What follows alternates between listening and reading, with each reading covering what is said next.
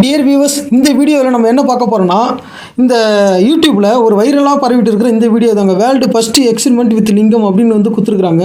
So இதில் வந்து பார்த்தீங்கன்னா பிரவீன் மோகன் அப்படின்ற ஒரு யூடியூப் சேனலில் இந்த வீடியோவை வந்து கிட்டத்தட்ட 7.6 லட்சம் பேர் வந்து பார்த்துருக்குறாங்க. ஸோ அப்படி என்னென்னு வந்து பார்த்தீங்கன்னா, ஒரு லிங்கத்தில் இருந்து அவர் அபிஷேகம் பண்ணுறாரு.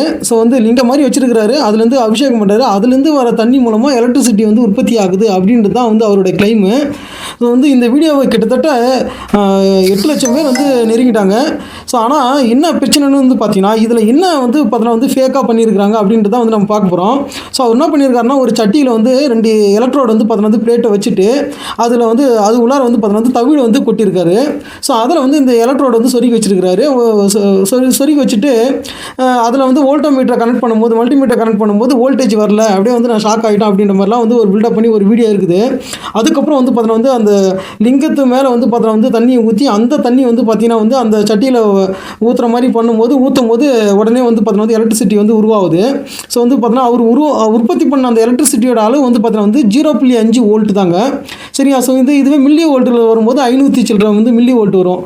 ஸோ இந்த எக்ஸ்பெரிமெண்ட் வந்து எதனால் வந்து ஃபேக் அப்படின்றத வந்து நம்ம பார்க்கலாம் வாங்க. டியர் வியூவர்ஸ், இந்த வீடியோ வந்து முழுசாக பாருங்கள். இந்த வீடியோவில் வந்து நான் 3 எக்ஸ்பெரிமெண்ட் செஞ்சுருக்கிறேன். ஸோ வந்து என்னன்னா வந்து நெல்லிக்காய் அதுலேருந்து கிடைக்கிற சாறு, அது வந்து அஸ்கார்பிக் அமிலம் வந்து அதில் இருக்குது. ஸோ அதில் எவ்வளோ மின் உற்பத்தி வந்து கிடைக்குது. அதே மாதிரி வந்து எலுமிச்சம்பழ சாறு, அதில் எவ்வளோ மின் உற்பத்தி வந்து கிடைக்குது. ஸோ அதுக்கப்புறம் வந்து நார்மலான ஆர்டினரி வாட்டர், நம்ம குடிக்கிற தண்ணியில் வந்து பார்த்தா வந்து ஆட் பண்ணும்போது எவ்வளோ மின்சாரம் வருது, அதை தான் நம்ம செக் பண்ண போகிறோம். ஸோ வந்து இப்போ நெல்லிக்காயை வந்து பார்த்தா வந்து நான் க்ரஷ் பண்ணி அதில் சாறு எடுத்துட்டேன். ஸோ அந்த சாரை ஊற்றி எவ்வளோ மின்சாரம் வருது அப்படின்றத வந்து நம்ம செக் பண்ணுறோம் ஃபஸ்ட்டு. ஸோ இதுக்கு வந்து நான் வந்து 2 மின்மணிகள் வந்து எடுத்துக்கிட்டேன். எலக்ட்ரோடுன்னு சொல்லுவாங்க. ஸோ 2 எலக்ட்ரோடு வந்து ஒரு செல்லு பேட்டரி அப்படின்னாலே வந்து என்னென்ன தேவைன்னு பார்த்தீங்கன்னா வந்து 2 மின்மணிகள், 2 எலக்ட்ரோடு தேவை. ஸோ அதாவது என்னன்னா நேர்மின்வாய், எதிர்மின்வாய், அதாவது என்னன்னா பாசிட்டிவ் எலக்ட்ரோடு, நெகட்டிவ் எலக்ட்ரோடுன்னு சொல்லுவாங்க. ஸோ ஆனோடு கேத்தோடுன்னு சொல்லுவாங்க. ஸோ அதே மாதிரி வந்து பார்த்தீங்கன்னா வந்து மின்பகுளி கரைசல், எலக்ட்ரோலைட்னு சொல்லுவாங்க. ஸோ இது 3 தான் வந்து ரொம்ப முக்கியமானது. ஸோ இதில் வந்து நான் 2 எலக்ட்ரோடு வந்து ஒன்று வந்து பார்த்தீங்கன்னா வந்து அலுமினியம் எலக்ட்ரோடு, அதாவது என்னன்னா அலுமினியம் வந்து கம்பி வந்து சுருட்டி வச்சிருக்கிறேன்.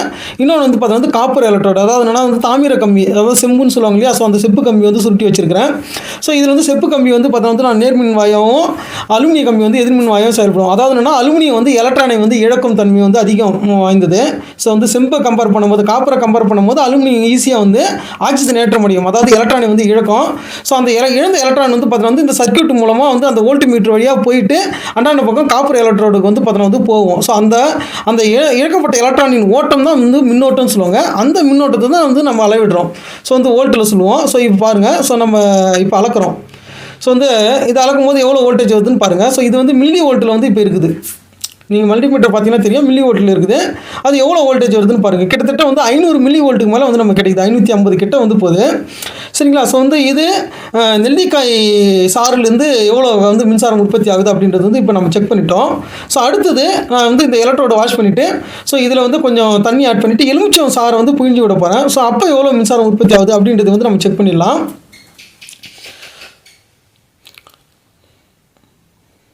ஸோ பாருங்கள், ஸோ இது என்னென்னு வந்து பார்த்தீங்கன்னா எலுமிச்சம்பழம். ஸோ எலுமிச்சம்பழத்தை வந்து கட் பண்ணி அதனோட ஜூஸ் மட்டும் வந்து பார்த்தீங்கன்னா வந்து நம்ம போட்டு, ஸோ ஏன்னா வந்து அந்த எலுமிச்சம்பழத்தோட ஜூஸ் வந்து சிட்ரிக் அமிலம் இருக்கும். ஸோ இந்த அமிலங்கள் இது எல்லாமே வந்து வலிமை குறைந்த அமிலங்கள் தான். ஸோ இதை ஆட் பண்ணும்போது என்ன ஆகும்னா இதுலேருந்து குறைவான அளவு மின்சாரம் வந்து கிடைக்கும். இதுவே நீங்கள் வந்து கந்தக அமிலம், அதாவது சல்ஃபரிக் ஆசிட்னு சொல்லுவாங்க. ஸோ இது ஹைட்ரோக்ளோரிக் அமிலம், இது மாதிரி அமிலங்கள் சேர்க்கும்போது அதிகமான மின்சக்தி வந்து மின் உற்பத்தி வந்து கிடைக்கும். ஸோ இது என்னென்னு வந்து பார்த்தீங்கன்னா வந்து வலிமை குறைந்த அமிலன்றதால வந்து இது வந்து குறைவான அளவு தான் வந்து கிடைக்கும். ஸோ அதாவது என்னன்னா இந்த வோல்டேஜ் வந்து பார்த்தீங்கன்னா வந்து சேமாக தான் இருக்கும். ஸோ ஆனால் வந்து அதில் உற்பத்தி ஆகிற கரண்ட்டு அப்படின்னு சொல்லுவாங்க பார்த்தீங்களா, ஆம்பியரில் சொல்லுவாங்க கரண்ட்டை, அதுதான் வந்து பார்த்தீங்கன்னா வந்து அதிகமாக வந்து குறைவாக தான் இருக்கும். ஸோ வந்து இந்த எவ்வளோ வோல்டேஜ்ன்றது வந்து இந்த எடுக்கப்பட்ட 2 உலோகங்களை சார்ந்தது. இப்போ வந்து ஒன்று அலுமினியம், ஒன்று வந்து தாமிரம் எடுத்துருக்கு இல்லையா, அலுமினியம் காப்பர். ஸோ இதை பொறுத்து தான் வந்து பார்த்தீங்கன்னா வந்து எவ்வளோ வோல்டேஜ்ன்றது வந்து அமையும். ஸோ அந்த எலக்ட்ரோலைட்டை பொறுத்து, அதாவது மின்பகுளி கரைசல்னு சொல்லுவாங்க. இது இப்போ வந்து ஃபஸ்ட்டு நெல்லிக்காய் சாறு, இப்போ வந்து பார்த்தீங்கன்னா வந்து என்ன சொல்கிறோம், நம்ம எலுமிச்சம்பழத்தோட சாறு வந்து பார்த்தீங்கன்னா வந்து போட்டிருக்கோம். ஸோ அப்போ என்னென்னா வோல்டேஜ் வந்து அதுவாக தான் இருக்கும், ஆனால் ஆம்பியர் மட்டும் தான் மாறும். அதுதான் வந்து எதிர்பார்க்குறது. ஸோ வந்து கண்டிப்பாக அதுதான் வந்து நமக்கு கிடைக்குது பாருங்கள். ஸோ வந்து கிட்டத்தட்ட 550 வோல்ட் வந்து பார்த்தீங்கன்னா வந்து மில்லி வோல்ட் வந்து நமக்கு கிடைக்குது. ஸோ இதுவே வோல்டேஜில் சொல்லும் போது 0.5 வோல்ட் வரும். ஸோ அதாவது 1000 மில்லி வோல்ட் தான் 1 வோல்ட்டு. ஸோ இப்போ வந்து 500க்கு மேலே இருக்கிறதால நம்ம இப்போ வோல்டேஜ்லையும் நம்ம செக் பண்ணுறோம். இது வந்து பார்த்தீங்கன்னா வோல்டேஜில் இருக்குது. ஸோ இந்த வோல்டேஜில் நம்ம செக் பண்ணும்போது 0.5 வரணும்.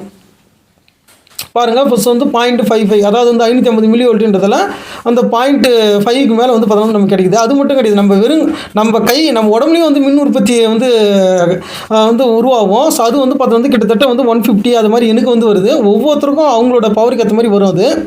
ஸோ அடுத்தது என்ன செய்ய போகிறோம்னா, இப்போ வெறுமனே வந்து பார்த்தோன்னா வந்து 2 எலக்ட்ரோடு மட்டும் வச்சுட்டு, ஸோ அதில் என்ன பண்ண பாருங்கள், இந்த எலக்ட்ரோடு பாருங்கள் எதுவுமே கனெக்ட் கிடையாது, 0 வோல்டேஜ் தான் இருக்குது. இப்போ நான் தண்ணி ஆட் பண்ண போகிறேன். சரியா, தண்ணி ஆட் பண்ண உடனே என்ன நடக்குதுன்னு பாருங்கள். சரிங்களா, ஸோ வந்து இப்போ என்னென்னா வந்து 0.56 வோல்டேஜ் வந்து வருது. ஸோ வந்து இதில் ஸோ வியூவர்ஸ் அது மட்டும் கிடையாது. ஸோ வந்து நான் கடைசி எக்ஸ்பெரிமெண்ட் வந்து பார்த்தீங்கன்னா கையில் படாமல் வந்து எல்லாமே வந்து ஒயரில் கனெக்ட் பண்ணிவிட்டு, ஸோ வந்து எலக்ட்ரோடு எல்லாத்தையும் ஒயரில் கனெக்ட் பண்ணிட்டு செஞ்சேன். ஸோ காரணம் என்னென்னு பார்த்தீங்கன்னா வந்து நம்ம உடம்புலேருந்து வந்து பார்த்தோன்னா சில கரண்ட் வந்து உற்பத்தி ஆகுது அப்படின்றது சொல்லியிருந்தேன். ஸோ அதனால் வந்து நீங்கள் வந்து ஒருவேளை வந்து ஃபஸ்ட்டு செஞ்ச எக்ஸ்பெரிமெண்ட்டில் கிடைச்ச கரண்ட்டு இல்லை கடைசியாக செஞ்ச எக்ஸ்பெரிமெண்ட்டில் அது மாதிரி செஞ்சிருந்தால் அதில் உற்பத்தி ஆகிற அந்த வோல்டேஜ் வந்து உடம்புலேருந்து வந்திருக்கும் அப்படின்னு வந்து நீங்கள் திங்க் பண்ணலாம். அதுக்காக தான் வந்து அதை தனியாக செஞ்சேன். அது மட்டும் கிடையாது, எப்பவுமே வந்து அந்த செல்லுலேருந்து வந்த கரண்ட்டை விட நம்ம உடம்புல வந்து வர அதாவது வோல்டேஜ் வந்து குறைவாக இருக்கிறதுன்றதால செல்லுலேருந்து தான் நம்ம உடம்புக்கு தான் பாய்மாக்கண்டி, நம்ம உடம்பு வந்து செல்லுக்கு வராது. ஸோ அதனால் வந்து எவ்வளோ, அதாவது என்னென்னா கரண்ட் எவ்வளோ இருந்தாலும் சரி, ஆனால் வந்து பார்த்தீங்கன்னா வோல்டேஜ் அதிகமாக இருந்தால், அப்போ வோல்டேஜ் அதிகமானதுலேருந்து கம்மியான இடத்துக்கு தான் வந்து எப்பவுமே வந்து அந்த மின்சாரம் வந்து பாயும். ஸோ அந்த ஒரு கன்ஃபியூஷன் வந்து அவாய்ட் பண்ணக்கூடாதுன்றதுக்காக தான் இந்த விஷயத்தை நான் வந்து சொல்கிறேன். அது மட்டும் கிடையாது, நீங்கள் வந்து ஃபஸ்ட்டு ஏன் வந்து நம்ம வந்து நெல்லிக்காய் வச்சு செஞ்சோம், அதுக்கப்புறம் வந்து எலுமிச்சம் ஜூஸ் வந்து செஞ்சோம் அப்படின்னு காரணம் என்னென்னு பார்த்தீங்கன்னா, ஸோ வந்து ஆம்பியர், அதாவது என்னென்னா கரண்ட்டு வந்து பார்த்தோன்னா வந்து அளவு வந்து மாறுபடும். அதாவது அந்த எலக்ட்ரோலைட்டு வந்து மின்பகுதி கரைசலை பொறுத்து மாறும். ஆனால் வந்து இப்போ கடைசியாக வந்து வெறும் தண்ணி, அதில் வந்து சில அயனிகள் கொஞ்சம் அயனி தான் இருந்திருக்கும். ஆனால் வந்து வோல்டேஜ் வந்து மாறாது. இப்போ நீங்கள் எப்படி வந்து வீட்டில் இருக்க யூஸ் பண்ணுற டிவைஸ் வந்து பார்த்தீங்கன்னா வந்து 230 வோல்டேஜ் தான் இருக்கும். ஆனால் வந்து 5000 வாட்ஸ் இருக்கிற டிவைஸும் ரன் ஆகும், 100 வாட்ஸ் இருக்கிற டிவைஸும் ரன் ஆகும். ஸோ அது எல்லாமே வந்து பார்த்தீங்கன்னா வோல்டேஜ் ஒன்றா இருக்கும், ஆனால் கரண்ட் வந்து மாறி மாறி வந்து அதிகமாக இருக்கும். அது மாதிரி தான் வந்து பார்த்தீங்கன்னா அமிலங்கள், அதாவது எலுமிச்சம்பழம் நெல்லிக்காய் பயன்படுத்தும் போது அதிகமான கரண்ட் வந்து வந்திருக்கும், ஆம்பியர் வந்திருக்கும். ஆனால் வந்து வோல்டேஜ் வந்து ஒன்றா தான் இருக்கும். ஸோ அதுதான் வந்து தண்ணியில் வந்து வோல்டேஜ் வந்து சேமாக இருக்கும், ஆனால் ஆம்பியர் வந்து ரொம்ப குறைவாக தான் இருந்திருக்கும். ஸோ இதுதான் வியூஸ், கண்டிப்பாக வந்து அந்த எக்ஸ்பெரிமெண்ட் வந்து கம்ப்ளீட்டாக வந்து ஃபேக் ஆனது. ஸோ என்னென்னா இந்த இந்த எக்ஸ்பெரிமெண்ட்டில் வந்து நம்ம என்ன புரிஞ்சுக்கணும் அப்படின்னா, ரெண்டு எலக்ட்ரோடுகள், அதாவது மின்வாய்கள், அந்த மின்வாய்களை வந்து பார்த்தோம்னா இணைக்கிறதுக்கு, அதாவது சர்க்யூட்டை வந்து க்ளோஸ் பண்ணணும் இல்லையா. ஸோ வந்து அந்த மின் சுற்று வந்து க்ளோஸ் பண்ணணும் அப்படின்னா கண்டிப்பாக வந்து நமக்கு வந்து இந்த எலக்ட்ரோலைட், அதாவது மின்பகுதி கரைசல்னு ஒன்று தேவை. ஸோ வந்து அதில் ஃபஸ்ட்டு வந்து ஆம்லா ஜூஸ் ஆட் பண்ணும்போதும் 0.5 வோல்டேஜுக்கு மேலே தான் வந்தது. அதுக்கப்புறம் ரெண்டாவது வந்து பார்த்திங்கன்னா வந்து நம்ம வந்து எலுமிச்சம் சாறு போட்டோம், அப்பயும் 0.5 வோல்டேஜ் தான் வந்தது. ஏன்னா வந்து அந்த மின் தகடு, அதாவது மின் முனைகள் வந்து சேமாக தான் இருக்குது, ஒரே மாதிரியான மின் முனைகள், அதாவது அலுமினியம் காப்பர் வந்து எடுத்துருக்குறோம். அடுத்தது வந்து நான் வெறும் கையிலே வந்து வச்சு பார்த்தா அப்பயும் வந்து பார்த்தீங்கன்னா வந்து வோல்டேஜ் வந்து அதாவதுன்னா 120 130 வோல்டேஜ் வந்தது. ஸோ அதன் மூலமாக நம்ம உடம்புலையும் வந்து மின் உற்பத்தி எப்பவுமே நடந்திருக்குன்றதை வந்து நம்ம தெரிஞ்சுக்கிறோம். அது மட்டும் கிடையாது, அடுத்தது வந்து பார்த்திங்கன்னா நம்ம வந்து வெறுமனே இப்போ தண்ணி, அந்த சிவலிங்கம் அவங்க அந்த எக்ஸ்பெரிமெண்ட்டில் வந்து பார்த்தீங்கன்னா வந்து ஒரு சட்டியில் தவிட கொட்டிட்டு அதில் வந்து 2 எலக்ட்ரோட சொருவிட்டு வெறுமனே செக் பண்ணும்போது 0 வோல்டேஜ் வந்தது. அதுக்கப்புறம் வந்து பார்த்தோன்னா அந்த லிங்கத்து மேலேருந்து அபிஷேகம் பண்ண தண்ணி ஊற்றும் போது வந்து பார்த்தோன்னா 0.5 வோல்டேஜ் வந்தது. கிட்டத்தட்ட நமக்கு வந்து இப்போ வெறுமனே தண்ணியில் போட்டோம் இல்லையா, ஸோ இதுக்கே 0.5 தான் வந்திருக்குது.